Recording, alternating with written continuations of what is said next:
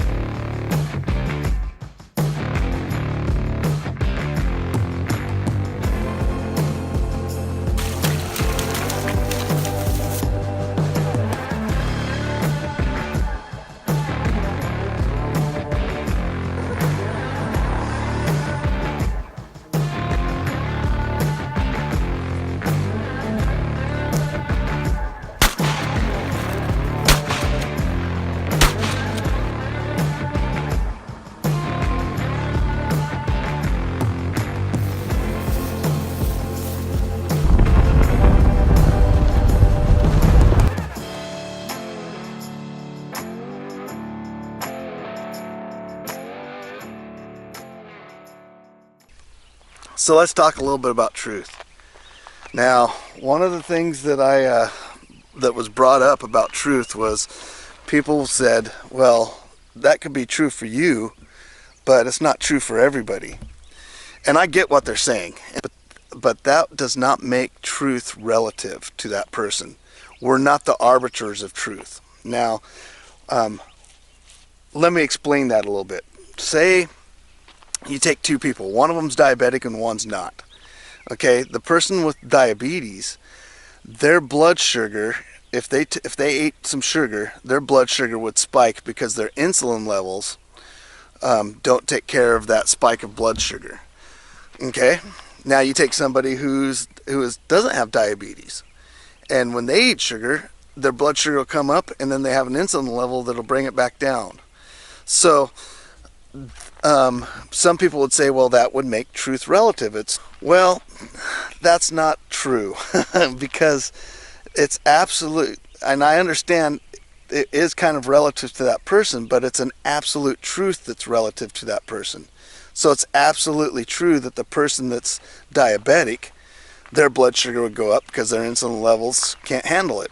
And it's absolutely true that a person like me, who's not diabetic, their blood sugars wouldn't spike because the insulin would take care of it. So there's still absolute truth, even though it's relative to the person. So that means that truth can't be relative. Another thing about relative truth is, for somebody to actually say that, they're actually alluding to an absolute. So they're saying, if they say that truth is relative, I would say, is that absolutely true, that truth is relative? You see what I'm saying? Is absolutes, when you make a truth statement, when you say something is true or not, and that's what you're doing when you say that truth is relative, you're making a true statement. You're using absolutes to make that. It's self-defeating. It doesn't work. It doesn't work. So there are absolute truths. Now, I understand how relativism could get into it. I understand that because people, they don't know the truth. And don't get me wrong, just because I don't know the truth doesn't mean that there's no truth there. You see what I'm saying? Just because I don't know it doesn't mean that there is no absolute truth. So that's where relativism kind of gets into it. Now, what's the problem with relativism? Well, let me explain it this way. I got my son a rifle this year, or a few years ago, put a scope on it, and I believed that inside that scope on the reticle there's these hash marks, and I believed that it was a BDC reticle. So each hash mark represented 100 yards. And that's what I believed. So that was my truth, right? That I believed. The problem is that scope is actually a mil dot scope. So the mil dots represent something completely different than yardage. So when I went to shoot at that bear at 350 yards, I came down 3 spots and went in between the 3rd and the 4th hash mark. Well, after missing, and I missed by quite a ways, I was like, what in the world am I doing?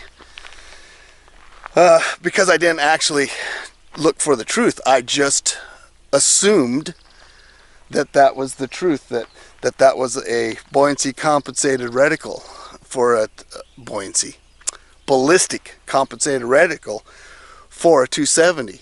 So I just figured that those hash marks meant that that's what it was.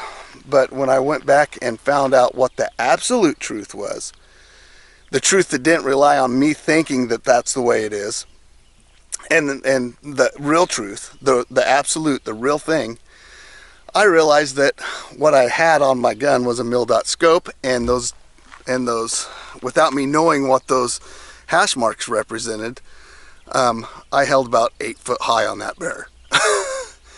I know, stupid. You got to let me off the hook a little bit, though. I'm a barebow hunter. Most of my shots are like 35 yards and under, so I'm new to, kind of give me a break there. But one of the things that I like to point out is, see, that's the difference between relative and absolute truth, and it's a big danger when we live in a world where we think that we are the arbiters of truth. Truth in itself is a big deal. Now, why do people have a problem with absolutes? Well, for the first thing is absolutes are pretty narrow. 1 plus 1 equals 2. Nothing else. Not 199,999,999 forever. It's 2. So it is narrow. Truth is narrow. Another reason that people don't like truth is, or absolute truth, is then their opinions aren't necessarily true. So they can't just say anything. They have to rely what they say on the truth, and that doesn't sit well with a lot of humans.